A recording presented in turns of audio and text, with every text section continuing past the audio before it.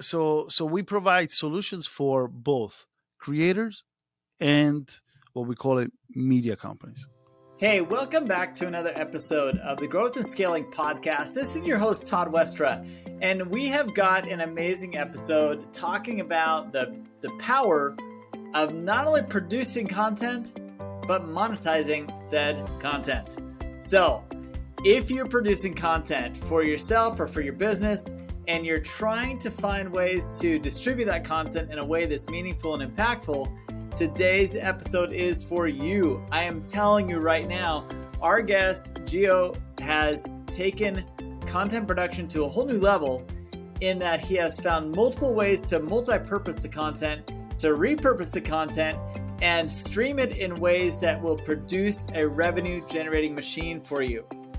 We're not just talking about throwing stuff up on a YouTube channel or putting it in a course. We're talking about regular streaming, all sorts of stuff that you do with your content that will produce the demand for your content in a way that you can land more direct revenue from people subscribing to your content, as well as earning you spots to speak, to produce, to be on shows, to do other things with other content producers.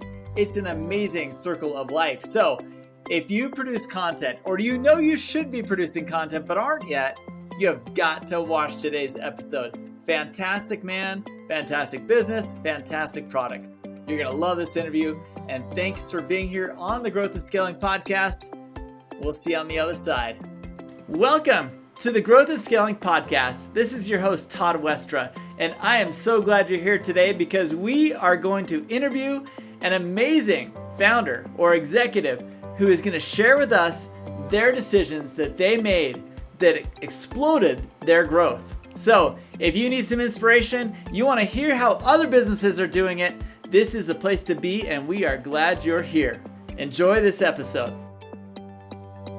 Hey, welcome back to another episode of the Growth and Scaling Podcast. I cannot wait for this interview because I know there's going to be a lot of stuff I'm going to learn, because in the few minutes I've talked to this founder, he has pitched me on his product, which I love. I love founders that are passionate about their product. I love founders that have solutions that I want and need. So we're going to jump right in. Gio, tell us who you are and what problems do you like to solve with your business? So my name is Gio Punzo. I'm down in Miami, Florida. Miami is pretty hot right now. Everybody wants to come to Miami. And the problems that we're solving is content creation, distribution of content, engagement of content, and monetization. So these are the 4 pillars of our company. And one more time. Yeah. Content production. Okay, go ahead. Distribution. You need that content to be everywhere.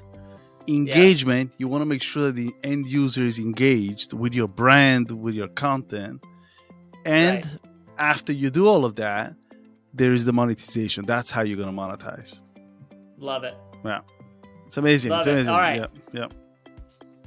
I love that you have 4 pillars. Now tell us how you use those 4 pillars to help your clients. So essentially, so we have 2 types of clients. So when we started the company back in 2014, and we were bootstrapping the company. I come from the live streaming world. So I come from a company called LiveU. I don't know if you ever heard of it. It's a backpack. No. It's the company that started the revolution of content distribution for broadcasters. So they replaced satellite truck. So instead of using a satellite truck for a breaking news, now comes LiveU with a backpack and 6 cellular SIMs inside, and they were sending that signal back to the master control room at the same quality of a satellite truck that cost $90,000 a day. Their cost was $2,500 a month. Holy crap. So when we saw, that's cool. So that took off. Univision, which was one of the biggest clients that we had, moved from building mobile trucks for breaking news to buying 150 backpacks and sending them all over the world because it was quicker. The moment you lower cost of production and you increase content creation creativity, you win. 100%. all the time. 100%. These things are killing it, right? These things are making content quicker, and it's hard to compete for broadcasters. So when we started back in 2014, we were, was doing this LiveU gig that, by the way, they just got bought last year for $400 million by the Carlyle Group. So that's a great journey. It's a great exit. Actually, the team is still there, which is amazing. So I'm very happy for everybody. They're great people. But when what we saw was that was the beginning of content distribution from satellite to IP, which is streaming. So we said, okay, in the broadcast, we're saying, hey, Gio, where should I put this content now? Now I have all these backpacks. I'm only using them for breaking news is less than a minute. So they were using it for a short period. It's like, can I use it for sports? Can I use it for esports? Can I use it for regular commentary? Absolutely, you can. Okay, but where should I put this content? And this is where the market back in 2014 started changing from just being one screen, which was the TV, to multiple screens. You started to get these devices. You started to get Roku, Fire TV, Apple TV, and now it's infinite. Now you go Samsung TV, Vizio, LG, Chromecast, and that's the content distribution. Plus, you also gotta be on social media, otherwise you don't exist, right? 100%. So we needed to solve that problem of distribution of content that continues to grow, and we built out Streann, which is the company that we founded, myself and my partner. Which, when you put the two ends together, it becomes an M of stream. So the heart of the company is streaming, but we provide value-added services, which is content creation, distribution, engagement, monetization around the world of streaming. Wow. Yeah. Okay. I love it. I two things I love already about you. First of all, you pitched me already. The first seconds we met each other. The second thing I love about you is your mission is so clear. You have these 4 pillars that are probably going to come up another 3 times in our conversation, I'm guessing, that you have just ingrained in your business. And those of you listening, I promise you, you're probably nowhere near as clear and direct as Gio is about his product, how he solves your problem, and what he's doing for you. I love it. Thank you. No problem. Gio, you're amazing. That's funny. No, so when you go back, go ahead. Ask me a question. Otherwise, I'll keep on going. I was just gonna say. So solving this problem and building this foundation for people to not only create content, but to distribute the content and monetize the content. Who is your perfect client? Like, who are the people that you're out there trying to help with this problem? So we started out, and our experience comes from broadcasters, so media companies, right? So we always talk to, and our primary customer is a broadcaster, so an equivalent of a Fox, Univision, NBC, CBS. Those are the types. And there's tier 1, which is these guys, and there's also tier 2. There's other media companies that don't have that name, but they're still playing the space. There's I think, what was it, 10,000 channels on Pluto? Who are they? These are all the different media companies out there. So basically, they are our customers because there's a shift from cable, the famous cord cutting, into direct to consumer, which is what we provide. So we help these media companies build the next generation direct to consumer platforms, which is the Netflix type of solutions, right? But our component, on demand and live. So we do live. We always did it, and for us, for example, live is a big part of your content strategy, right? So when we go and visit a customer, which again, let's begin with broadcasters and radio stations, is what's your content strategy? Oh, my content strategy is on demand. Okay, so you're 100% on demand. Yeah, are you going to do any live?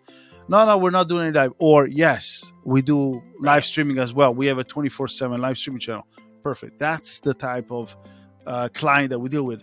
But something interesting happened during COVID, which is everybody had to go direct to consumer. So, and what I mean everybody is that churches got hit hard. Nobody was going to churches anymore. Schools, education, enterprises. there was a big boom of Zoom, obviously, but live streaming in general became the de facto standard for you to be on. You had to have a live streaming strategy. So our customers changed from just being the regular broadcasters to mega churches, sports teams, esports, education, and we have clients in all these different sectors. And they usually look at us for the two types of, when I look at this client, you can put them in different tiers. There's the large or mid-sized media companies, media churches, that middle-sized or large churches that produce a lot of content. They come to us and say, hey, we want to build a Netflix-like experience, and we provide a better next-generation Netflix solution. Or they're the smaller ones, content creator. We call them the creators, right? But there still are, again, creators in TV, creators in radio, creators in sports, creators in high school. Content is content. Yeah. So we provide solutions for both creators and what we call it media companies. But why does a small creator or maybe a solo creator need you when they've got YouTube, Instagram, and other social media platforms to distribute their content? At some point, there's several reasons. At some point, you outgrow, right? YouTube. Right. There's also a centralization of data that we're trying to decentralize, right? So our mission is the decentralization of content data, where it's not in the hands anymore of the YouTube, Facebook, Twitch, but it's in the hands of the creator.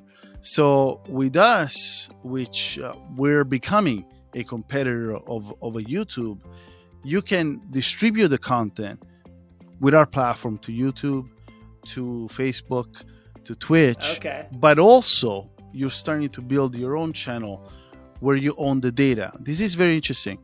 Netflix is not a content company. Netflix is a data company. The moment you think of yourself as a data company, that's where we come in. We are making you think like a media company, like a data company, and your decisions should be made based on data, not on gut, right? And that's the big. So we provide different types of analytics, and we provide you with different tools so that you can make your own rules. You're not dependent on them. Okay. Now, I have selfishly gone 10 minutes into this interview talking about your product because, yes, I'm interested. I need to get to your journey now. No. Now, Gio, you have this amazing business, and I could probably go another couple hours talking to you about your business, but tell me about the journey. I mean, you started this from another industry. You've been in the industry for a while in content production. You had another product that you worked with prior. You launched this product. Tell me about your journey of growth in your business. Not just the product development, but where are you at? I think it's a great story because we're one of the top technology startups out of Miami, Florida. So we're back in 2014. We decided we put together the ideas and the concept around the product. In 2016, we received our first check from the seed investor, which is one of the top early stage investors in South Florida called Miami Angels. Cool. So we received our first check. April 1st, we start. And it was interesting because now we had to go from zero, right, to millions in without stopping, investing for the first time with formal investors. You know, one has always tried different entrepreneurial journeys before, but now this thing became really serious, right? Even though you had to report to somebody. We had to report to the board. Other things that happened, which I think is really interesting, you prepare yourself before, right? So I did my MBA, my post-MBA. I was ready for this, but nothing prepares you for what what the journey it really feels like. But For sure. we never stopped growing. One thing I can tell you is that we never stopped growing, and a lot of decisions were taken throughout the years. One of them, which I think was super interesting, we saw it earlier, was there was a shift in the way people were consuming products, and it went from back in 2016. The big thing about our industry was, I don't know if you remember a word or an acronym, which was IPTV. But IPTV was connected to set-top boxes. And one thing that we saw was, okay, by the time we were working on some big projects with set-top boxes, by the time the set-top boxes were coming from China, because that was the only place that was making them, they were arriving in 3 weeks, the set-top boxes was already obsolete. So even though we were putting our technology in there was a new firmware, a new technology that was faster. And it was, at one point we said, stop. Let's bet that people are going to be watching content on mobile phones. So when we were pitching at the beginning, and this is a story I always tell, we went out before we got money, and I will bring in a cable box from Comcast, a huge one. They were really big. I would leave actually all the cables outside. And I would bring and say, we're replacing this huge box with this. And people used to laugh. People would laugh and say, I can never forget, there was one guy sitting in the front in one of the presentations that said, are you telling me that cable companies are going to let people watch on their phones and they're going to lose subscription? I'm saying, absolutely. Well, that's never going to happen. Not in this country.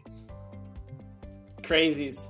Amazing. Crazies. Amazing. You know, I remember the first time I bought the first iPhone on the very first day of the iPhone release, and people thought I was crazy. What are you going to do on your phone? Why don't you just use your laptop? Right. And I'm like, dude, I got data everywhere. And it was, I love this. I love the problem you're solving. Okay. So you take your business, you raise some money, you figure out that, hey, we're solving a problem without set-top boxes. We are going to stream content anywhere it can be streamed. Absolutely. What next? Yeah. What's next?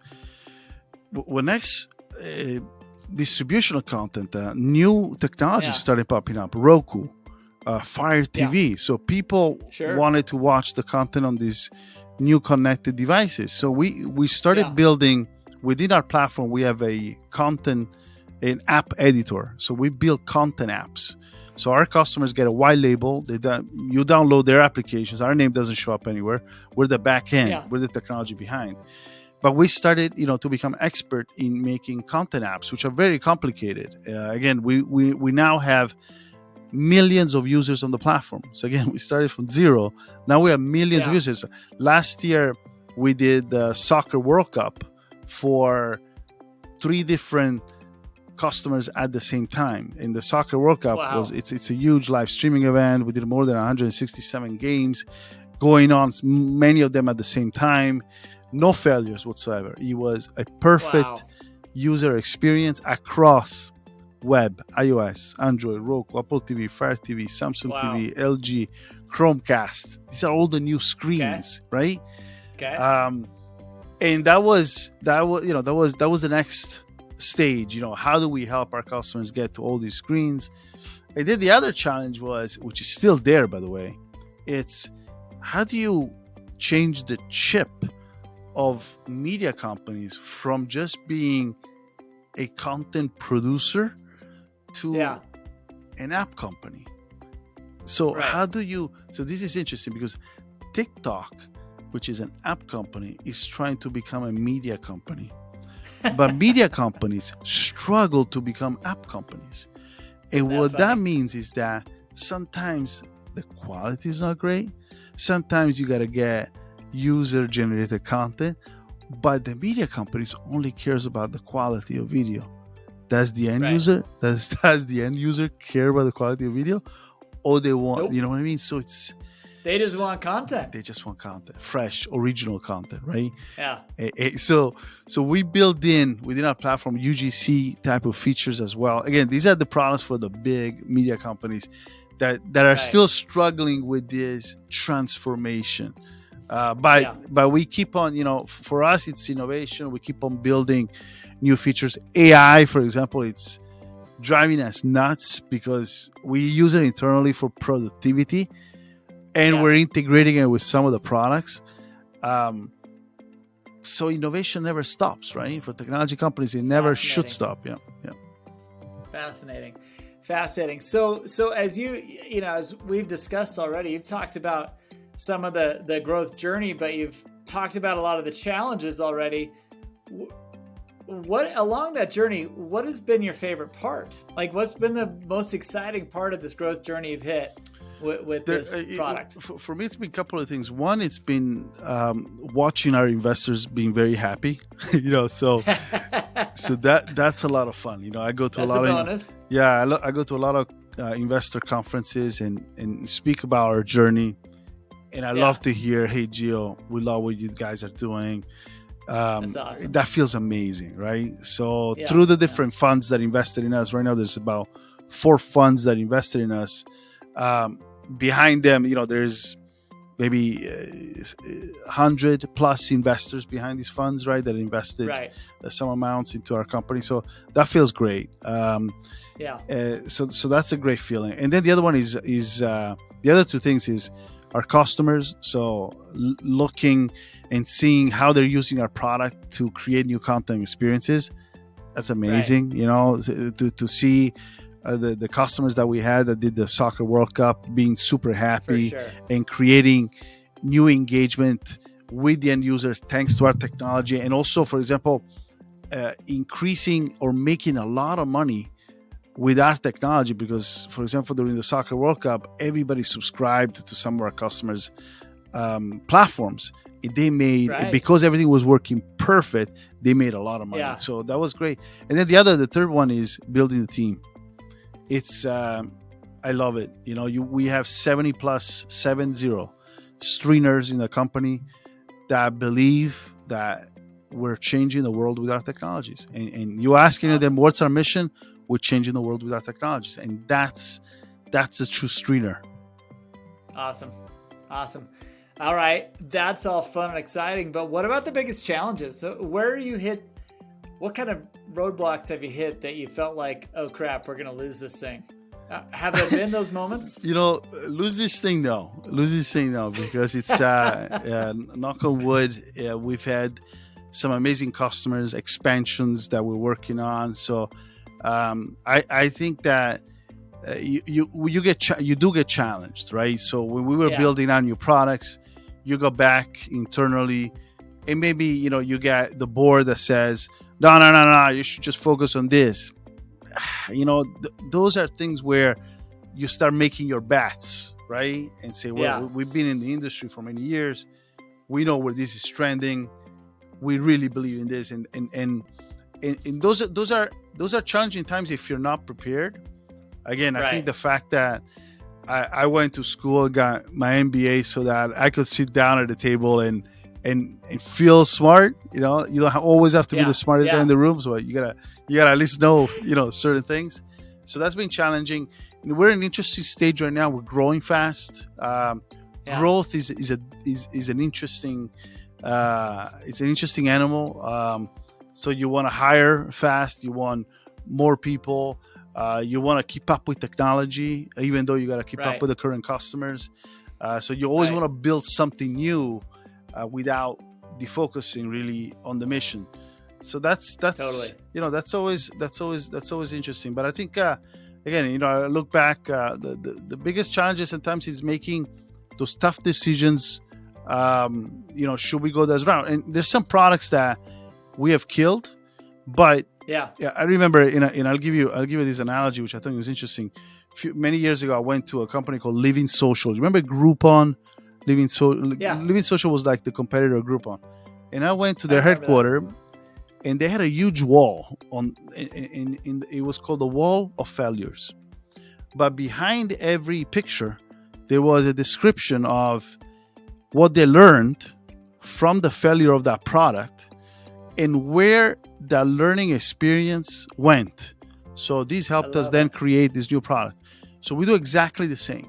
So we love to throw things and try them, and then perhaps that knowledge, even though we did not it sucks go to market, it hurts, right? You got to kill it sometimes because but we take what we learn and we put it somewhere else, and that keeps, obviously the motivation up, it keeps the morale up, but also the only way for you to learn is through failures, and if you don't try, then you're not a technology company. I love it.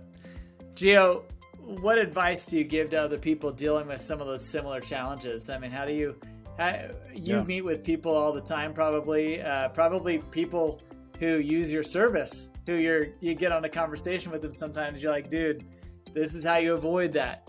What advice do you give to other people dealing with this type of problem? So when my advice to entrepreneurs is that look at your traction, right? So if you don't have traction, stop, recalculate, what are you doing wrong? And again, there's technology that can fix that, or maybe you're just building the wrong stuff, right? So, totally. but don't fall so in love with your product that you just keep diving down the dump hole, right? Don't. The other one is surround yourself of mentors. I have several mentors that I love to talk to, throw ideas at them, listen. I listen a lot. I don't always speak. I don't always like to be the person speaking. And I love to listen too. So I'm not embarrassed of picking up the phone and calling certain people in my network to just get advice and from them. Then the other one, the third one is get involved in your community. So we're very involved in the Miami community. So we attend a lot of events, conferences. We support the local ecosystem a lot, and that's you giving back. I like that. I like that a lot. Now, speaking of mentors and people who inspire you in your business growth, who's someone that we can shout out on today's episode that kind of is that person to you, maybe a go-to person that you reach out to when you need some advice? Yeah, there's Eric Geiler was my CEO when I lived in Boston, and he has actually a new startup in the healthcare business right now. Cool. Amazing mentor. He tells you things, he sees it with many years of experience. He's also a professor of entrepreneurship at Babson. So just a wealth of information that you don't get, from just reading books or listening to podcasts and videos. You also got to create again that network around you. So that network, it's super important to build that out around you. I love it. I totally agree. And I have my own network that I go to. You've got your network that you go to. For those listening, as you try to go through your growth and scaling journey, trust both of us. It is so helpful to have mentors you can go to, because you are not the only one going down this path that you think you're going down alone. There are a lot of people dealing with the same challenges, the same successes, the same things that you're going through now. Other people have done it. Surround yourself with those people, and you're going to find a path that's easier to travel than you might try to beat your head against the wall to figure out on your own. Am I right in that? Absolutely. You're never alone. Awesome. Yep. You're never alone. Gio, I appreciate you being on the show. How do people follow you? Where are you most active on social? So I'm very active on social. So I'm actually one of the speakers for TikTok business. So you can follow me on TikTok, Instagram, LinkedIn as well. Gio.Punzo or Gio Punzo altogether. So in all these different social medias, I'm starting to get involved on Snap, even though it's a little bit challenging to be on Snapchat. But nowadays, TikTok and Instagram are probably the best places to find me. Cool. We're going to stick your tags down below so people can find you, follow you. Appreciate you being on the show today, Gio, and we look forward to hearing this episode go live. Thank you so much. Thanks, everybody. Ciao. Okay, seriously, after doing this interview, I have literally come up with a new content strategy, and it includes subscribing to his product and using Streann as a platform through which I can leverage my content so I can make more money while I'm not even working.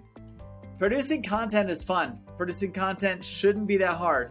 But when you produce content and it just sits somewhere without a pay gate, you're never making money. I'm telling you right now, you've got to learn more about this product, and you should be producing content. If you're not producing content, you have got to start doing it right now. All of you who are growing and scaling your business, there's a lot of things to think about, a lot of things to worry about. But producing a good content strategy is going to accelerate your ability to grow and scale in ways that you never thought imaginable. It's working for me, it's working for all of Gio's clients, and you should consider a way to start producing content in a way that's easy, natural, and fits the target audience that you're trying to reach. If your client avatar watches or listens to anything, you should be producing the content that they want to listen to so they know you're a resource to come to when they need help. I hope this helps you. And today's episode of the Growth and Scaling Podcast can be shared easily by clicking the links below, sending it to your friends and family. Anyone that needs to hear this message today, they should be listening to it on their platform of choice. We look forward to hearing from you, and we look forward to seeing you on the next episode of the Growth and Scaling Podcast. Thanks again.